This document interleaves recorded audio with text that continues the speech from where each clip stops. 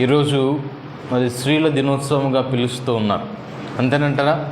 Women's day ప్రత్యేకంగా. కాబట్టి మరి పాస్టర్ అమ్మ గారికి కదా, మా తల్లి గారు, సంఘంలో ఉన్నటువంటి స్త్రీలందరికీ కూడా మరి శుభాకాంక్షలు. మరి మీరందరూ కూడా మరి ఎప్పుడు మరి ఆనందంగా, సంతోషంగా, సమృద్ధిగా, ఆశీర్వాదకరంగా, అదేవిధంగా ఆత్మీయంగా మరి దేవుని యొక్క మరి సన్నిధిని బట్టి, మరి దేవుని నామాన్ని బట్టి మరి వర్ధిల్లాలని మనవి చేస్తూ ఉన్నాం. దేవునికి స్తోత్రం, హల్లెలూయా. మరి ఈరోజు ప్రత్యేకంగా కొద్ది మాటలు స్త్రీల గురించి ధ్యానం చేసుకుందాం. బైబిల్ గ్రంథంలో మరి దేవుడు ఏ విధంగా మరి స్త్రీలను ఉద్దేశించాడు. దేవుని యొక్క వాక్యం మనకు మూలం కాబట్టి మరి వాక్యానుసారంగా కొద్ది మాటలు ధ్యానం చేసుకుందాం. తదుపరి మరి బలలో మనందరం కూడా మరి ప్రభు భోజన సంస్కారంలో పాల్గొని దేవుని మహిమపరుద్దాం. దేవుని వాక్యమును చదువుకుందాం. కీర్తనల గ్రంథము 68వ అధ్యాయము. కీర్తనల గ్రంథము 68వ అధ్యాయము 11వ వచనం. దేవుని వాక్యాన్ని చదువుకుందాం. చదవండి ఒకరు గట్టిగా. ప్రభువు మాట సెలవిచ్చుచూ ఉన్నాడు. దానిని ప్రకటించు స్త్రీలు గొప్ప సైన్యముగా ఉన్నారు. దేవునికి స్తోత్రం, హల్లెలూయా. చాలు. నిజంగా మరి స్త్రీలు గొప్ప సైన్యముగా ఉన్నారని మరి దేవుని యొక్క వాక్యం సెలవిస్తుంది. ఈ యొక్క మాట హిబ్రూ భాషలో ఏమని రాయబడి ఉంటుందంటే, ఈ సైన్యం గొప్ప సైన్యముగా అనేటువంటి మాట సాభా అనేటువంటి మాట హిబ్రూలో రాయబడి ఉంటుందన్నమాట. ఈ సాభా అనేటువంటి మాటకు అర్థం ఏంటంటే మరి యుద్ధము కోసం సమాయత్తమైనటువంటి స్త్రీలు, అంటే మరి యుద్ధానికి సిద్ధపడినటువంటి స్త్రీలు. దేవుని యొక్క పనిలో ప్రాముఖ్యంగా జాగ్రత్త జ్ఞాపకం చేసుకుందాం. దేవుని పనిలో యుద్ధ ప్రాతిపదికన మరి యొక్క స్త్రీలు సమాయత్తమై ఉన్నారు. వారందరూ కూడా సిద్ధపడి ఉన్నారు. యుద్ధము చేసేటువంటి స్త్రీల వలె గొప్ప సైన్యముగా ఉన్నారని దేవుని వాక్యం సెలవిస్తూ ఉంది. దేవునికి మహిమ కలుగును గాక, హల్లెలూయా. నిజంగా దేవుని యొక్క వాక్యంలో మరి దేని కొరకు రాయబడి యొక్క దేవుని వాక్యం రాయబడినట్టుగా స్త్రీలందరూ కూడా మరి దేవుని యొక్క పనిలో, దేవుని పరిచర్యలో ఆ విధంగా సిద్ధము కలిగినటువంటి వారి వలె, సిద్ధపడినటువంటి వారి వలె మరి ఎంతో చురుకుగా, మరి ఎంతో జ్ఞానయుక్తంగా, ఆత్మీయముగా మరి ఉండాలని మనందరం కూడా తెలుసుకోవాలి. నిజంగా అంత్య దినముల్లో అపోస్తల కార్యముల గ్రంథం 2వ అధ్యాయం 17-18 వచనం దేవుని వాక్యం మనం చూసినట్లయితే, అంత్య దినముల యందు నేను మనుషుల మీద నా ఆత్మను కుమ్మరించదను, మీ కుమార్తెలను ప్రవర్తించెదరు, మీ యవ్వనులకు దర్శనములు కలుగును, వృద్ధులు కలలు కందురు. ఆ దినములలో దాసుల మీదను నా దాసురాండ్ర మీదను నా ఆత్మను కుమ్మరించదను గనుక వారు ప్రవచించెదరని దేవునికి వాక్యం సెలవిస్తాం. దేవునికి స్తోత్రం, హల్లెలూయా. దాసుల మీదను నా దాసులాండ్ర మీదను కూడా, అంటే మీ కుమార్తెలను వారు ప్రవచిస్తారు. ఇదిగో నేను ప్రతి ఒక్కరి మీద నా ఆత్మను కుమ్మరించదనని మా దేవుని వాక్యం సెలవిస్తూ ఉంది. అంటే మరి స్త్రీలందరూ కూడా మరి దేవుని యొక్క ఆత్మను కలిగినటువంటి వారు. దేవుని యొక్క ఆత్మ మరి తన దాసురాండ్ర మీద, అదేవిధంగా తన దాసుల మీద దేవుడు తన యొక్క ఆత్మను కుమ్మరించి ఉన్నాడు. ఆత్మతో దేవుడు నింపి ఉన్నాడు. మనందరం కూడా తెలుసుకోవాలి. మరి ఈ యొక్క దినములో మరి ఎంతో గొప్ప ప్రాముఖ్యమైన స్థానాన్ని మరి దేవుడు స్త్రీలకు కల్పించాడు. నిజంగా దేవుని ఉద్దేశం ఏంటి? దేవుడి ఉద్దేశం స్త్రీని ఏర్పరచడంలో అంటే దేవుడు ఏర్పరచాడు. ఆదామును కలగచేసిన తరువాత ఆదాము నరుడు ఒంటరిగా ఉండడం మంచిది కాదు అని మరి ఆదాముకు తోడుగా అవ్వను దేవుడు కలగజేశాడు. తన యొక్క ప్రక్కటెముకల నుండి మరి అవ్వను ఏర్పరిచి ఆదాముకు తోడుగా ఉంచాడు. అయితే తదుపరి దేవుడు వారి ఇరువురికి కూడా ఒక వాగ్దానం చేస్తూ ఉన్నాడనమాట. 1వ అధ్యాయం ఆదికాండం 28వ వచనంలో దేవుడు వారిని ఆశీర్వదిస్తాడు. మీరు ఫలించి అభివృద్ధి పొంది విస్తరించి భూమి నిండించి దాన్ని లోబరుచుకొనుడి, సముద్రపు చేపలను ఆకాశ పక్షులను భూమి మీద ప్రతి ప్రాకు జీవిని ఏలుడని దేవుడు వారితో మరి చెప్పాడు. వారిని ఆ విధంగా ఆశీర్వదించాడు. అంటే ఇరువురు కూడా సమానంగా దేవుడు వారిని ఎంచి దేవుడు వారిని దీవించాడు. సముద్రంలో ఉన్న వాటిని, ఆకాశంలో ఉన్న వాటిని, భూమి మీద ఉన్న వాటిని అన్నిటినీ కూడా ప్రతి దానిని ఏలడానికి దేవుడు వారికి అధికారం ఇచ్చాడు. ఎంతో గొప్ప అధికారం. మరి ఇది దేవుని యొక్క ఉద్దేశం. జ్ఞాపకం చేస్తుందాం, దేవుని యొక్క వాక్యంలో మరి బైబిల్ గ్రంథం ప్రకారముగా మరి కలిసి వారు పాలించాలని మరి దేవుడు ఉద్దేశించాడు. ప్రాముఖ్యంగా మరి యొక్క స్త్రీలందరూ కూడా మరి ఈ విషయాన్ని తెలుసుకోవాలి. అయితే 1వ కొరింథీ రాసిన పత్రిక 11వ అధ్యాయం ప్రకారముగా ఏ విధంగా అయితే మరి క్రీస్తుకు దేవుడు మరి శిరస్సుగా ఆ యొక్క శిరస్సుగా ఉన్నాడో, అదేవిధంగా పురుషునికి ప్రతి స్త్రీకి స్త్రీ మరి ఏ విధంగా ఉంటుందట? దేవుని వాక్యం చదవండి. 3వ అధ్యాయం 3వ వచనం. ప్రతి పురుషునికి శిరస్సు క్రీస్తనియు, స్త్రీకి శిరస్సు పురుషుడు అనియు, క్రీస్తునకు శిరస్సు దేవుడనియు మీరు తెలుసుకొనవలనని కోరుచు ఉన్నాను. దేవునికి స్తోత్రం, హల్లెలూయా. ఏ విధంగా అట? ఇక ప్రతి పురుషునికి క్రీస్తు శిరస్సుగా ఉన్నాడు. అదేవిధంగా ప్రతి స్త్రీకి పురుషుడు శిరస్సుగా ఉన్నాడు. క్రీస్తుకు దేవుడు శిరస్సుగా ఉన్నాడు. అంటే మరి స్త్రీ మరి పురుషునికి మరి లోబడి ఉన్నట్లుగా, అదేవిధంగా పురుషుడు మరి క్రీస్తుకు లోబడి ఉన్నట్లుగా, మరి దేవునికి లోబడి ఉన్నట్లుగా మరి దేవాది దేవుడు నిశ్చయించాడు. కాబట్టి మనందరం కూడా జ్ఞాపకము చేసుకుందాం. నిజంగా ఒక యజమానిగా మరి దేవుడు పురుషుని నియమించి ఉన్నాడు. మరి అదే రీతిగా పురుషుడు మరి స్త్రీని ప్రేమించవలని దేవుని వాక్యంలో రాయబడింది. ఇదంతా కూడా మరి స్త్రీల పట్ల దేవుని యొక్క ప్రణాళిక, దేవుని ఉద్దేశం. అంతేనంటారా? మరి ఎంతో ఉన్నతంగా మన జ్ఞాపకము చేసుకుందాం. ఆదాము అవ్వలు ఏ విధంగా దేవుడు నిశ్చయించాడంటే, ఆదాము అవ్వలు ఏ రోజైతే మరి దేవునికి విరోధముగా వారు అవిధేయత చూపించారో, దేవునికి విరోధముగా పాపము చేశారో, దేవుడి యొక్క కట్టడ నియమించాడు. చదవండి. ఆదికాండం 3వ అధ్యాయం 16వ వచనం చదువుకుందాం. ఆయన స్త్రీతో అంటూ ఉన్నాడు. చూడండి, ఆయన స్త్రీతో నీ ప్రయాసమును నీ గర్భవేదనను నేను మిక్కిలి హెచ్చించదను, వేదనతో పిల్లలను కందువు, నీ భర్త ఎడల నీకు వాంఛ కలుగును, అతడు నిన్ను ఏలును అని చెప్పెను. దేవునికి స్తోత్రం, హల్లెలూయా. ఆదాము అవ్వలకు మరి దేవుడు ఒక కట్టడ నియమించాడు. నీవు బ్రతుకు దినములన్నీ కూడా నీవు కష్టించి పని చేస్తావు, నీ చెమట మరి కార్చి ఆ యొక్క ప్రతిఫలాన్ని నీవు అనుభవిస్తావని. అదేవిధంగా స్త్రీతో, అవ్వతో దేవుడు ఏమి నిబంధన చేశాడంటే, నీవు నీ భర్త ఎడల నీకు వాంఛ కలుగుతుంది, నీవు పురుషునికి లోబడి నీవు ఉంటావు. ఒక ఖచ్చితమైనటువంటి మాట మరి దేవుడు అనాది కాలంలోనే నియమించాడు. ఇది దేవుడు ఏర్పరిచినటువంటి కట్టడ. అందుకే ప్రతి ఆ యొక్క స్త్రీకి శిరస్సుగా పురుషుడు ఉన్నాడు అని అపోస్తలుడు పౌలు గారు జ్ఞాపకము చేస్తూ ఉన్నారు. అంటే మనం దేవునికి లోబడి ఉండినట్లుగా, మనందరం క్రీస్తుకు లోబడి ఉండినట్లుగా, మరి భర్తకు భార్య లోబడి ఉండాలి, స్త్రీకి ఆ యొక్క స్త్రీ పురుషునికి లోబడి ఉండాలి అని మరి ఎంతో స్పష్టంగా మరి దేవుని యొక్క వాక్యం తెలియజేస్తూ ఉంది.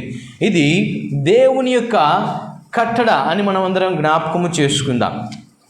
మరి నిజంగా మనం చూసినట్లయితే మరి మనందరం ఇప్పుడే అనుకున్నాం, జ్ఞాపకము చేసుకున్న దేవుని వాక్యం, స్త్రీలందరూ యుద్ధానికి సిద్ధమైనటువంటి వారి వలె ఉండాలి.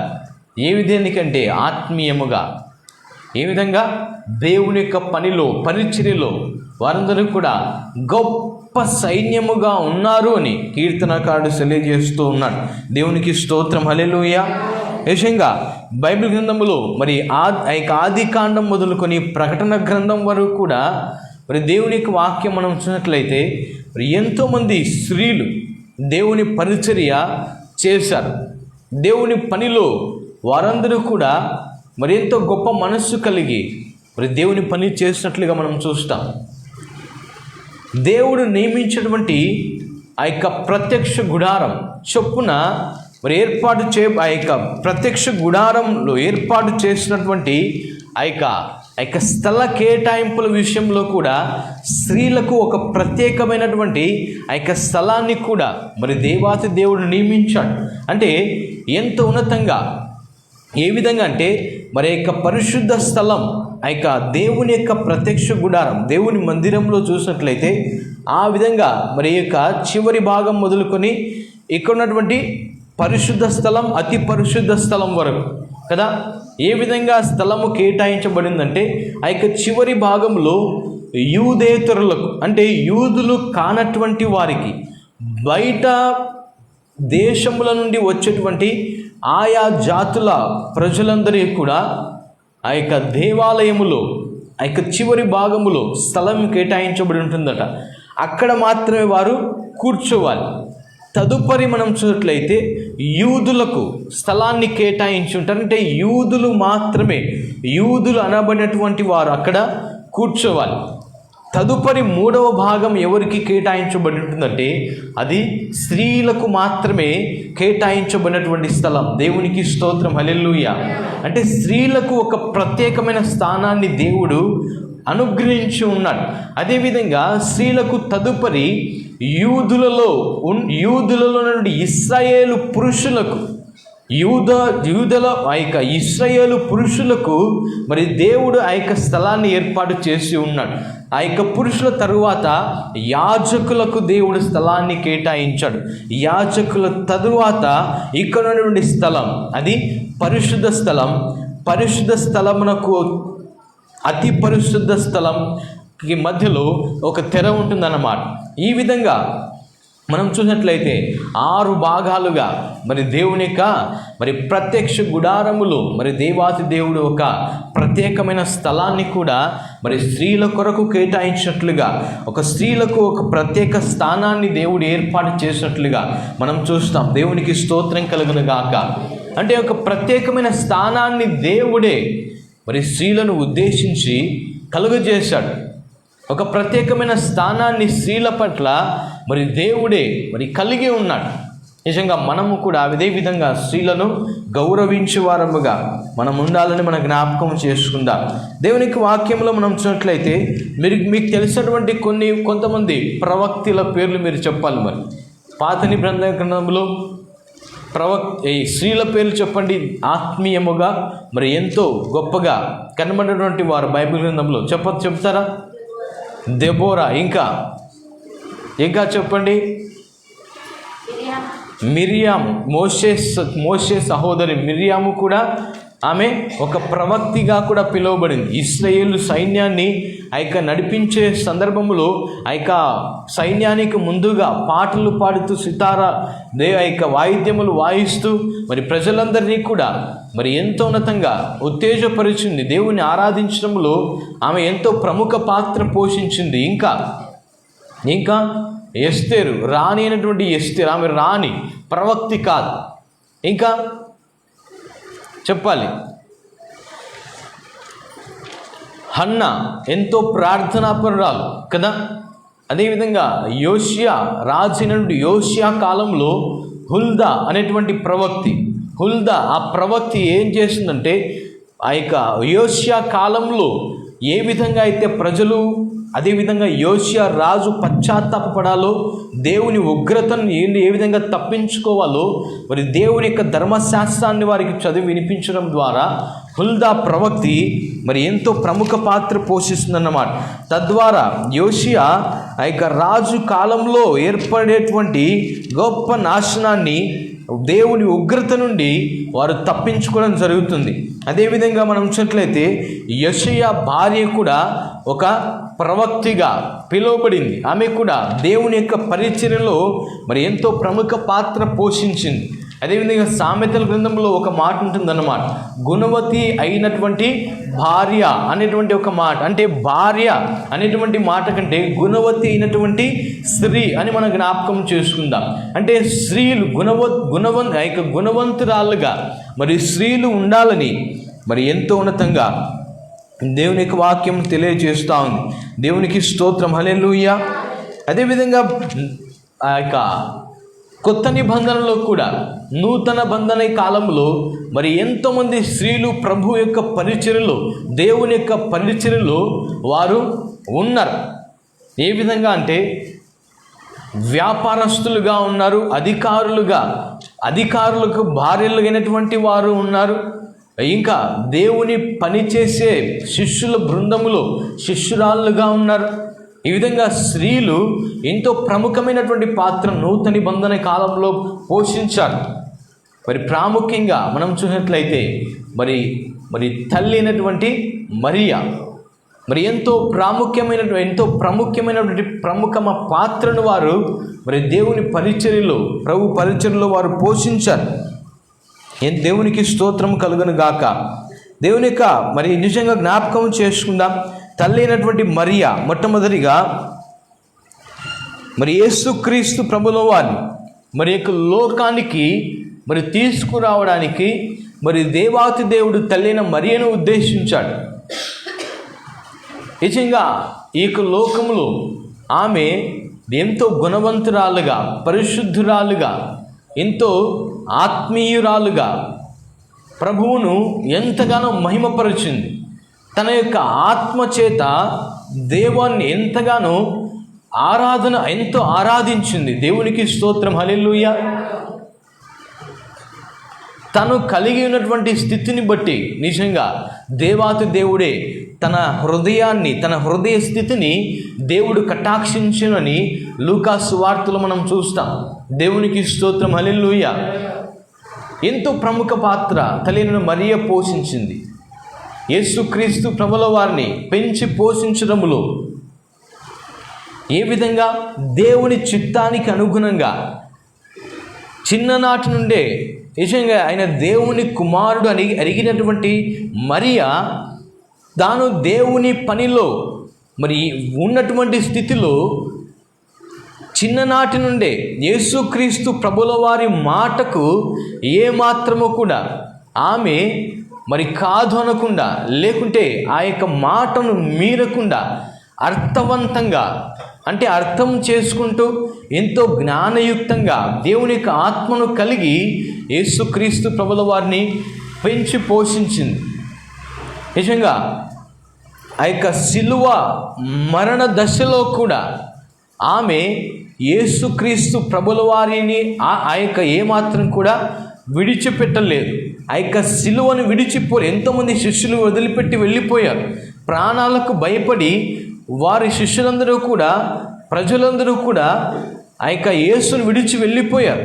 అయితే కొంతమంది స్త్రీలు ఏమాత్రం కూడా వారు భయపడకుండా వారి ప్రాణాలకు తెగించి ఆ శిలువ చెంతలో, ఆ శిలువ దగ్గరే ఆ యొక్క యేసుక్రీస్తు ప్రభుల వారిని శిలువ వేస్తున్నటువంటి సమయంలో వారు ఎంతో ధైర్యంగా నిలిచి ఉన్నారు. దేవునికి స్తోత్రం, హల్లెలూయా. ఎంత మనోవేదన అనుభవించి కదా ఆ యొక్క సిమియోన్ అంటాడు కదా, నీ యొక్క హృదయంలోనికి ఖడ్గము దూసుకొని పోతుందని. ఆ విధంగా తన హృదయంలో ఒక ఖడ్గము దూసుకొని పోతూ ఉంటూ ఉన్నటువంటి గొప్ప భయంకరమైనటువంటి వేదనను ఆమె తన యొక్క జీవితంలో అనుభవించింది. ఎందుకంటే ఇది దేవుని చిత్తం, దేవుని చిత్తానికి తగినట్టుగా పనిచేసింది. ప్రభు పరిచర్యలో ఆమె పాల్గొనింది. దేవునికి స్తోత్రం, హల్లెలూయా. కదా. ఆ యొక్క కానా అనేటువంటి విందులో ఆ యొక్క తల్లైన మరియా అంటుందన్నమాట, ఆయన దేవుని కుమారుని ఎరిగినటువంటి మరియా ద్రాక్ష రసం అయిపోయిందని చెబితే యేసుక్రీస్తు ప్రభుల వారు ఒక మాట అంటాడు. ఏమంటాడు తెలుసా? ఏమంటాడు కదా, ఇంకా నా సమయం ఇంకా రాలేదు అన్నప్పుడు ఆమె ఏ మాట మాట్లాడకుండా మరి ఆయనకే వదిలేస్తుంది అన్నమాట. అంటే అర్థం చేసుకుంటూ మరి ఎంతో ఉన్నతంగా ఆయన దేవుని కుమారుని ఎరిగినటువంటి స్త్రీగా మరి ప్రభువును మహిమపరిచింది. దేవుని యొక్క చిత్తానికి తగినట్టుగా ఆమె మరి మాట్లాడి ప్రవర్తించి జీవించి ఎంతగానో దేవుని ఆరాధించి తన జీవితంలో దేవునికి స్తోత్రం, హల్లెలూయా. అదేవిధంగా మనం చూసినట్లయితే అదే లూకా సువార్తలో మనం చూస్తాం, ఆ యొక్క ప్రవక్తిగా ప్రవక్తి దేవుని యొక్క మందిరములోనే ఆమె తన యొక్క జీవిత కాలమంతయు కూడా దేవుని మందిరములో గడిపినట్లుగా మనం చూస్తాం. దేవుని నామానికి స్తోత్రం కలుగును గాక. లూకా సువార్త 2వ అధ్యాయం ఆ వచనం చదవండి ఒకసారి. 36వ వచనం 37వ వచనం. మరియు ఆషేరు గోత్రికురాలను పెనుయేలు కుమార్తె అయిన అన్నాను ఒక ప్రవక్తి ఉండెను. చూడండి, ఆమె కన్యత్వము మొదలు 7 ఏండ్లు పెనిమిటితో సంసారము చేసి బహుకాలము గడిచినదై 84 సంవత్సరముల విధవరాలై ఉండి దేవాలయము విడవక ఉపవాస ప్రార్థనలతో రేయింబవళ్ళు సేవ చేయుచు ఉండెను. దేవునికి స్తోత్రం, హల్లెలూయా. ఏమంటుంటే రేయింబవళ్ళు దేవుని సేవ చేస్తూ ఆమె మందిరమును కనిపెట్టుకొని ఉన్నదట. అప్పటికి ఆమె ఎన్ని సంవత్సరాలు? 84 సంవత్సరాల ప్రాయంలో కూడా దేవుని సన్నిధిలో ఆమె ఉంటూ దేవుని సేవ చేస్తుంది. ఎప్పుడు? ఆమెకు వివాహమైన నాట నుండి వివాహమైన తరువాత 7 సంవత్సరాలు పెనిమిటితో సంసారము చేసి నిజంగా ఏ విధంగా ఆమె యొక్క విధవరాలుగా ఆమె పిలువడు, అంటే తన యొక్క భర్త చనిపోయిన తరువాత ఆమె దేవుని మందిరాన్ని కనిపెట్టుకొని దేవుని మందిరములో ఉంటూ దేవుని పరిచర్యలో సేవలో ఆమె అన్ని సంవత్సరములు గడిచినప్పటికీ కూడా ఆమె రేయింబవళ్ళు విడువక ఉపవాస ప్రార్థనలు చేస్తూ దేవుని సేవ చేసే విధంగా ఉందన్నమాట. దేవుని నామానికి స్తోత్రం, హల్లెలూయా. నిజంగా మనము కూడా ఈ అన్న ప్రవక్తి మనకి ఎంతో సాదృశ్యంగా ఉంది. ఆమెను ఎంతగానో మనం ఆదర్శంగా తీసుకోవాలి. ప్రార్థనలతో ఉపవాసములతో కన్నీళ్లు విడుస్తూ దేవుని సన్నిధిలోనే విడిచిపెట్టకుండా ఉందని దేవుని వాక్యం తెలియజేస్తుంది. దేవునికి స్తోత్రం, హల్లెలూయా. నిజంగా మనము కూడా ఆలోచిద్దాం. దేవుని పరిచర్యలో దేవుని సన్నిధిలో ప్రార్థనలు ఏ విధంగా మనం ప్రార్థన ఉపవాస ప్రార్థన దేవుని సన్నిధిలో కన్నీళ్లు విడిచే స్థితి, దేవుని వాక్యమును మనం అన్వయించుకునే స్థితి దేవుని మందిరంలో ఏ విధంగా ఉంటూ ఉన్నాం మన జ్ఞాపకం చేసుకుందాం. అన్న ప్రవక్తి వలె మనము కూడా మన జీవిత కాలమంతా కూడా దేవుని పనిలో పాలి భాగస్థులుగా ఉండాలని మనందరం కూడా తీర్మానం చేసుకుందాం. దేవునికి స్తోత్రం, హల్లెలూయా. అదేవిధంగా యోహాను సువార్త 4వ అధ్యాయంలో సమరయ స్త్రీని మనం చూస్తాం. ఈ సమరయ స్త్రీ మరి దేవుని చేత ఆమె తన యొక్క పాపములను తొలగించుకొని యేసుక్రీస్తు ప్రభుల వారి చేత క్షమింపబడి ఆమె ఒక మంచి సువార్థికురాలిగా పేరు తెచ్చుకుంది. దేవుని నామానికి స్తోత్రం, హల్లెలూయా. ఏ విధంగా సమరయులకు సైతము కూడా ఆమె దేవుని సువార్తను యేసుక్రీస్తు ప్రభుల వారి గూర్చిన వార్తను ఆమె ప్రకటించింది. ఈ సమరయులందరూ కూడా యూదులతో సాంగత్యము లేనటువంటి వారు, అంటే విరోధులుగా పిలువబడేటువంటి వారు అయినప్పటికీ కూడా ఆమె గొప్ప మారు మనస్సు పొంది ఒక మంచి స్వార్థికురాలిగా పేరు తెచ్చుకుని తన గ్రామంలో ఉన్నటువంటి వారందరికీ కూడా స్వార్థను ప్రకటించడం ద్వారా దేవుని మాటలు చెప్పడం ద్వారా నిజంగా మనం కూడా జ్ఞాపకం చేసుకుందాం. మరి దేవుని యొక్క మాటలు చెప్పేవారముగా దేవుని యొక్క స్వార్థను ప్రకటించే వారముగా మనము కూడా మరి ఉండాలి అని మనం జ్ఞాపకం చేసుకుందాం. దేవునికి స్తోత్రం, హల్లెలూయా.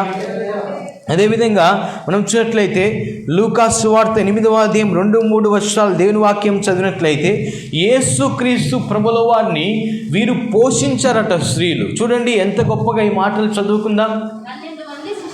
12 మంది శిష్యులను, అపవిత్రాత్మలను వ్యాధులను పోగొట్టబడినటువంటి కొందరు స్త్రీలను, అనగా చూడండి 7 దయ్యములు వదిలిపోయిన మగ్దలేనటువంటి మరియా,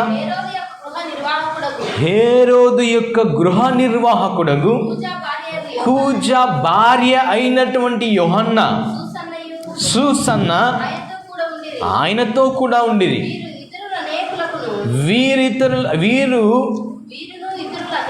వీరును ఇతరుల అనేకులకును, చూడండి, తమకు కలిగిన ఆస్తితో వారికి ఉపచారము చేయుచు వచ్చిరి. దేవునికి స్తోత్రం, హల్లెలూయా. చప్పలు కొట్టి దేవుని స్తుతిద్దాం. నిజముగా ఈ స్త్రీలందరూ కూడా ఉపచారం చేశారట. ఎవరికంటే అనేకులకు, స్త్రీలకును, ఆ యొక్క పురుషులకును, శిష్యులకును, మరి యేసుక్రీస్తు ప్రభుల వారిని వెంబడించినటువంటి వారికి వీరు ఎంతో గొప్ప పరిచర్య చేశారు, సేవ చేశారు. ఏ విధంగా సేవ చేశారంటే వారికి కలిగినటువంటి దాన్ని ఖర్చు చేశారు దేవుని పరిచర్యలో. వారి యొక్క ఆస్తులను సైతము కూడా అమ్మి వారికి ఖర్చు చేసినట్టుగా, యేసుక్రీస్తు ప్రభుల వారిని పోషించినట్లుగా నిజంగా మనం చూస్తూ ఉన్నాం. దేవునికి స్తోత్రం, హల్లెలూయా. ఇది ఎంతో గొప్ప పరిచర్య కదా, ఎంతో గొప్ప పరిచర్య. నిజంగా మనం చూసినట్లయితే మన దగ్గర ఉన్నటువంటి మన యొక్క డబ్బును మనం ఏ విధంగా ఖర్చు పెట్టాలని మనం చూసినట్లయితే మన యొక్క సొంత పనులకు కానీ, కుటుంబంలో ఉన్న అవసరాలకు కానీ, లేకుంటే పిల్లల కోసము, లేకుంటే మన కుటుంబ అవసరాల నిమిత్తం మనం ఖర్చు చేస్తూ ఉంటాం. అయితే ఇవి స్త్రీలు, కూజా భార్య అయినటువంటి యోహన్న, అదేవిధంగా సుసన్న, మగ్దలేనటువంటి మరియా, ఇంకా కొందరు స్త్రీలు, వీరందరూ కూడా పరిచర్యలో ఉంటూ వారికి కలిగిన దాన్ని ఏం చేశారు, వారు ఖర్చు చేశారు పరిచర్యలో. దేవునికి స్తోత్రం కలుగును గాక. నిజంగా ఎంత గొప్ప మనసు ఉండాలి వీరికి. నిజంగా అంతగా వారు ఆ పరిచర్యలో వారు ఏమయ్యారంటే పాలి భాగస్థులయ్యారు. పరిచర్యలో వారు ఎడతెగక ఉన్నారు. అంత గొప్ప శ్రద్ధ కలిగి ఉన్నారు. అంతకంటే గొప్పగా బాధ్యత తీసుకున్నారు. దేవునికి నామానికి మహిమ కలుగును గాక. బాధ్యత యుక్తంగా మనం కూడా పనిచేసిన వారమైతే నిజంగా స్త్రీలు సంఘములో ఒక మంచి ప్రముఖ పాత్ర పోషించే వారిని జ్ఞాపకం చేసుకుందాం. నేటి క్రైస్తవ సంఘాల్లో మనం చూసినట్లయితే పురుషుల కంటే కూడా ఎక్కువగా స్త్రీలని మనము చూస్తూ ఉంటాం. స్త్రీలందరూ కూడా ఎంతో భారంగా ప్రార్థించేవారు, సేవలో ఉన్నటువంటి వారు, ఇంకా అధిక సంఖ్యలో కూడుకునేటువంటి వారు, సహవాసములో ఎడతెగక ఉండేవారు మనం చూస్తూ ఉంటాం. కాబట్టి అదేవిధంగా మన సంఘంలో కూడా మరి ఇప్పుడు కూడా స్త్రీలందరూ కూడా ఎక్కువనే కనిపిస్తూ ఉన్నారు. ఆ విధంగా స్త్రీలందరూ కూడా ఆ విధంగా బాధ్యత కలిగి మరి ఎంతో ఉన్నతంగా మరి ఉండాలని మనవి చేస్తూ ఉన్నాం. దేవునికి స్తోత్రం, హల్లెలూయా. అదేవిధంగా మనం చూసినట్లయితే మరి యొక్క యేసుక్రీస్తు ప్రభుల వారి యొక్క సిలువ చెంత మరి కొంతమంది స్త్రీలు ఉన్నారట. చూడండి, యోహాను సువార్త 19వ అధ్యాయం 25వ వచనం చదువుకుందా. మరొకరు మార్కు సువార్త 15వ అధ్యాయం 47వ వచనం చదవండి. ఆయన తల్లియు, ఆయన తల్లి సహోదరియు, క్లోప భార్య అయిన మరియయు, మగ్దలేనే మరియయు యేసు సిలువ యొద్ద నిలుచుండిరి. చూడండి, అదేవిధంగా మార్కు సువార్త 15:47. చూడండి, ఈ మాట చూడండి ఎంత మంచిగా ఉంటుందో. మార్కు సువార్త 15వ అధ్యాయం 47వ వచనం. మగ్దలేనే మరియయు, యోసే తల్లి అయిన మరియయు ఆయన ఉంచబడిన చోటు చూచిరి. చూడండి, జాగ్రత్తగా గమనించండి. ఈ యొక్క సిలువ చెంత ఉన్నటువంటి స్త్రీలు, శిష్యులందరూ కూడా పారిపోయారు. ఏ ఒక్కరు కూడా ఆ యొక్క సిలువ దగ్గరగా లేరు. మీరు మత్తయి సువార్త 26:56 వచనం చూసినట్లయితే ఆ యొక్క అప్పుడు శిష్యులందరూ ఆయన విడిచి పారిపోయిరి అనేటువంటి మాట మనం చూస్తాం. ఎంతో ఉన్నతంగా ప్రేమించిన పేతురు అయితేనేమి, అదేవిధంగా మార్కు, మత్తయి, మరి ఆ శిష్యులందరూ కూడా, యోహాను, యాకోబు అందరూ కూడా పారిపోయారు. అయితే స్త్రీలు ఇక్కడ రాయబడి ఆయన తల్లి అయిన మరియా, ఆయన యొక్క తల్లి యొక్క సహోదరి, ఇంకా క్లోపా భార్య అయినటువంటి మరియా, మగ్దలేనే మరియా, యోసే భార్య అయినటువంటి చూడండి, అందరూ కూడా మరియలే ఉన్నారు కదా. ఈ మాట ఇక గమనిద్దాం వాక్యంలో. అంటే చాలామంది స్త్రీలు చివరిగా జాగ్రత్త ఈ మాట మీరు అర్థం చేస్తున్నట్లయితే, ఆయనను ఉంచబడినటువంటి చోటును చూసినటువంటి వారు స్త్రీలే వారు చూశారు. దేవునికి స్తోత్రం, హల్లెలూయా. అంటే శత్రువుల చేతికి దేవుడు అప్పగించబడ్డాడు, శత్రువులను ఆయన సిలువ వేశారు. అయితే వీరు ఎంతో జాగ్రత్తగా కనిపెట్టుకున్నారు యేసుక్రీస్తు ప్రభుల వారు. ఆయన్ని ఎక్కడ పెడతారో, ఎక్కడ వారు సమాధి చేయలేదు, ఇంకా ఎక్కడైతే ఆయనను ఉంచారో ఆ చోటును జాగ్రత్తగా ఎవరు గమనించారంటే యోసే భార్య అయినటువంటి మరియా, ఇంకా కొద్దిమంది స్త్రీలు ఆ చోటును వారు గమనించారు, కనిపెట్టారు. దేవుని నామానికి స్తోత్రం, హల్లెలూయా. అదేవిధంగా ఆ యొక్క సమాధి చేయబడినటువంటి తరువాత కూడా ఆ యొక్క సమాధి వద్ద ఎంతోమంది మగ్దలేనే మరియతో పాటు ప్రలాపిస్తూ అక్కడే ఉన్నారు. అదేవిధంగా పునరుత్థాన దినమున యేసు చెప్పిన మాటలు జ్ఞాపకము చేసుకొని వారందరూ కూడా ఏం చేశారు, సమాధిలోనికి కూడా ఎంతో ధైర్యంగా వెళ్ళారు. దేవునికి స్తోత్రం, హల్లెలూయా. చప్పట్లు కొట్టి దేవుని నామాన్ని మహింపరుద్దాం. నిజంగా స్త్రీలు చేసినటువంటి పని, స్త్రీల పాత్ర ఈ దేవుని యొక్క చిత్తములో, దేవుని ఉద్దేశంలో ఎంతో గొప్పది. ఆయన యొక్క మరణములో, ఆయన సమాధి చేసే విషయంలో, పునరుత్థాన దినము రోజున నిజంగా ఈ స్త్రీల పాత్ర ఎంతో గొప్ప దినమున జ్ఞాపకము చేసుకుందాం. దేవుని నామానికి స్తోత్రం కలుగును గాక. స్త్రీలు ఆ యొక్క యేసుక్రీస్తు ప్రభుల వారిని సిలువ చెంత కనిపెట్టింది స్త్రీలే, ఆయనను చివరిగా ఉంచబడిన చోటు కనిపెట్టింది స్త్రీలే, ఇంకా సమాధి చేసిన తర్వాత చివరి వరకు ఉన్నది స్త్రీలే. అదేవిధంగా రాయి దొర్లించబడిన తర్వాత ఆ సన్నివేశాన్ని చూచింది కూడా స్త్రీలే. అదేవిధంగా యేసుక్రీస్తు ప్రభుల వారు లేచారు అనేటువంటి వార్త వినింది స్త్రీలే, ఆయన కనపడింది కూడా స్త్రీలకే. చప్పట్లు కొట్టి దేవుని స్తుతిద్దాం, హల్లెలూయా. అంటే జాగ్రత్త జ్ఞాపకం చేసుకుందాం, వారు చేసినటువంటి పరిచర్య, వారు ఇచ్చినటువంటి అంకిత భావం, అంటే దేవుని పనిలో గొప్ప సైన్యం వలె స్త్రీలు ఉన్నారు అని దేవుని వాక్యం సెలవిస్తూ ఉంది కదా. అంటే ఆ పరిచర్యలో ఒక మాట ఉంటుందన్నమాట. ఎక్కడ అంటే ఆ యొక్క ఇర్మియా ప్రవక్త సెలవిస్తాడు. ఇర్మియా తన కాలంలో, ఇదిగో స్త్రీలందరూ కూడా రోదనము చేసేవారి వలె, రోదనము చేసే స్త్రీలను వెతకండి, ఇదిగో మీ కుమార్తెలకు రోదనము చేసే అంగలార్పు విద్యను మీరు నేర్పండి. అంటే ప్రార్థనలు, విజ్ఞాపనలు చేయడం మీరు నేర్పండి, కన్నీరు కార్చడం నేర్పండి. ఇదిగో అటువంటి స్త్రీలను కనుగొనండి ఇర్మియా ప్రవక్త సెలవిస్తారంటే, స్త్రీలు ఎంతో అంకిత భావము కలిగి దేవుని సన్నిధిలో పరిచర్య చేసేవారని మరి ప్రవక్త జ్ఞాపకము చేస్తూ ఉన్నాడు. దేవునికి స్తోత్రం, హల్లెలూయా. యుద్ధము చేసేవారి వలె ఆ యొక్క దెబోరా కాలములో, దెబోరా, యాయేలు నిజంగా ఎంతో పరిచర్య వారు చేస్తారు. ఒక రాజును కూడా వారు ఖండించి వేస్తారన్నమాట, ఎంతో ధైర్యంగా. మిరియాము మోషేను ఎంతో ధైర్యము చేసి భద్రపరుస్తుంది. మోషే తల్లి ఎంతో ధైర్యము చేసి భద్రపరుస్తుంది. దేవుని నామానికి స్తోత్రం కలుగును గాక. ఎంతో ధైర్యం చేసి సమరయ స్త్రీ శత్రుల మధ్యలో సువార్త ప్రకటించింది. ఎంతో ధైర్యము చేసి స్త్రీలు యేసుక్రీస్తు ప్రభుల వారిని విడిచిపెట్టి, ఆ సిలువను విడిచిపెట్టి వెళ్ళలేదు. ఎంతో ధైర్యము చేసి ఆ యొక్క పునరుత్థానపు వార్తను కూడా ప్రకటించి ఉన్నారు. నిజంగా మనం జ్ఞాపకము చేసుకుందాం, ప్రాముఖ్యంగా సంఘంలో నుండి స్త్రీలు మాత్రమే కాదు, ప్రతి ఒక్కరు కూడా ప్రభు పరిచర్యలో వారు కనబరిచిన తెగువ, ధైర్యం, వారు ప్రభు పనిలో వారు చేసిన అంకిత భావం, నిజంగా ఆ డెడికేషన్ ఎంతో గొప్పది. ఆ యొక్క బాధ్యత ఎంతో గొప్పది. నిజంగా మన యొక్క జీవితాల్లో కూడా ప్రభు పనిలో ఆత్మీయంగా అటువంటి గొప్ప బాధ్యత కలిగి ఉండాలని జ్ఞాపకము చేసుకుందాం. దేవునికి స్తోత్రం, హల్లెలూయా. అపోస్తలుడైన పౌలు గారు అంటారన్నమాట. ఏ విధంగా అంటే ఇక స్త్రీలందరూ ఇటువంటి స్త్రీలు ఒక మాట ఒక ఆచారం ఉంటుందన్నమాట. ఇక నేటి క్రైస్తవ సంఘాల్లో కూడా సంఘంలో స్త్రీలు ప్రార్థన చేయకూడదు, సంఘంలో స్త్రీలు మాట్లాడకూడదు అనేటువంటి కొన్ని సంఘాలు అయితే ఉన్నాయి.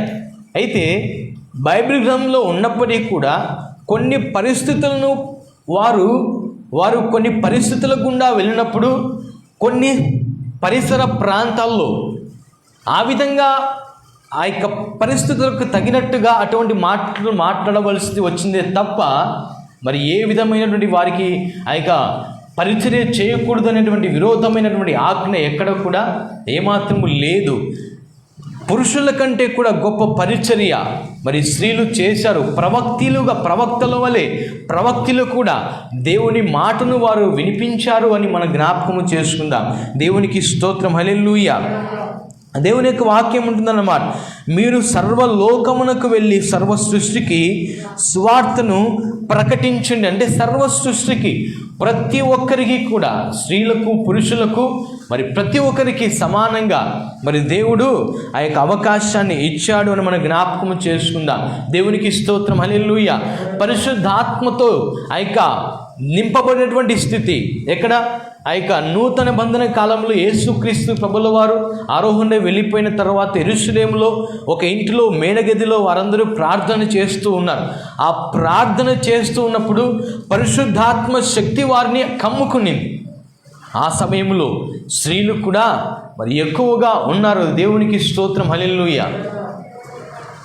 అంటే మనం జాగ్రత్త జ్ఞాపకం చేసుకుందాం. మరి స్త్రీలే మరి గొప్పవారని మాత్రం కాదు, స్త్రీలు అదేవిధంగా పురుషులు అందరూ కూడా ఎంతో ఉన్నతంగా దేవుని పని చేయవలసిన వారు.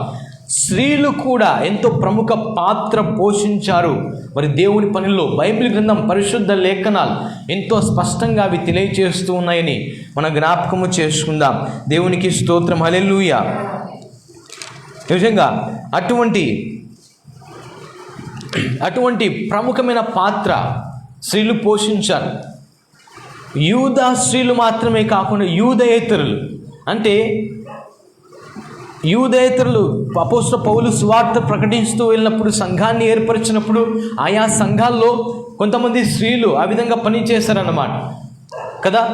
లూదియా ఆమె వ్యాపారం చేసే స్త్రీ, రక్షించబడింది, సువార్తను ఆమె కూడా ప్రకటించింది. దోర్కా, తబితాగా పిలువబడింది కదా. ఆమె మరి నిజంగా దేవుని పరిచర్య చేసింది. అకుల భార్య అయినటువంటి ప్రిస్కిల్లా కదా ఎంతో పరిచర్య చేసింది. సేవకులలో ఉన్నటువంటి పరిచర్యకు వస్తున్న కుటుంబాలను కూడా వారు ప్రాణాలకు తెగించి కూడా వారు పనిచేసి పరిచర్య చేశారు. అదేవిధంగా శిష్యుని ఫిలిప్పు యొక్క కుమార్తెలు 4 వారు సువార్తికురాళ్ళుగా వారు పిలువబడ్డారు. అపోస్తల కార్యంలో 21వ అధ్యాయంలో ఉంటుందన్నమాట ఈ మాటలు. మీరు అపోస్తల కార్యం చదివినట్లయితే ఈ వాక్యాలు మనం చూడొచ్చు. అదేవిధంగా కేంక్రయలో ఉన్నటువంటి సంఘములో ఫీబే మరి ఆమె అనేకులకు సహాయకురాలుగా ఉండెను అనేటువంటి మాట మనం చూస్తాం. అదేవిధంగా యూనియా అనేటువంటి స్త్రీ అపోస్తలుడైన పౌలు వందనములు చెప్పేటప్పుడు యూనియాకు కూడా వందనములు చెప్పుడి అనేటువంటి మాట మరి జ్ఞాపకము చేస్తాడు. అదేవిధంగా యువదకియా, సుంటికే అనేటువంటి స్త్రీలు వీరందరూ కూడా వారి నూతన సంఘములో వారందరూ కూడా ఉన్నారు. అదేవిధంగా ఆ యొక్క తిమోతి తల్లి, అదేవిధంగా తిమోతి యొక్క అవ్వ, వీరందరూ కూడా ఎంతో ఆత్మీయంగా దేవుని యొక్క లేఖనాలు వారు తెలిసినటువంటి వారు, బైబిల్ గ్రంథాన్ని వారు చదివినటువంటి వారు. దేవునికి స్తోత్రం కలుగును గాక. ఈ విధంగా స్త్రీలు ఎంతోమంది దేవుని పరిచర్యలో ఏ విధంగా ఉన్నారట అంటే యుద్ధానికి సమాయత్తమైనటువంటి వారి వలె, యుద్ధానికి సిద్ధపడినటువంటి వారి వలె వారు ప్రభువు పనిలో అంత చురుకుగా, అంత జ్ఞానయుక్తంగా, అంత ఆత్మీయంగా, అంత ఉన్నతంగా వారు ప్రముఖ పాత్ర పోషించారు. మనం కూడా జ్ఞాపకం చేసుకుందాం. సంఘంలో స్త్రీలందరికీ కూడా మరి ఈ రోజున కదా స్త్రీల దినోత్సవం, ఈ స్త్రీల దినోత్సవం అని, మహిళా దినోత్సవం అని మరి ఏ హక్కుల కోసం, ఆ వాటి కోసం, వీటి కోసం పోరాడుతూ ఉంటారు. అయితే ఆత్మీయంగా మనం ఎన్నో పాఠాలు నేర్చుకునవలసిన వారు, దేవుని పనిలో ఎంతో ఉన్నతంగా పని చేయవలసినటువంటి వారు, అనేక సంఘాల్లో అనేకులకు సహాయకురాళ్ళుగా, అదేవిధంగా సువార్థికురాళ్ళుగా, ప్రార్థనాపరురాళ్ళుగా, ఇంకా పరిచర్య ఉపచారము చేసే స్త్రీలుగా ఎంతో ఉన్నతంగా దేవుని పనిలో ఉండాలని ప్రతి ఒక్కరికి సంఘమంతటికి కూడా మనవి చేస్తూ తెలియజేస్తూ ఉన్నాను. దేవుడి మాటలు స్త్రీలందరి కొరకు, సంఘమంతటి కొరకు దీవించి ఆస్వాదించును గాక. ఆమేన్.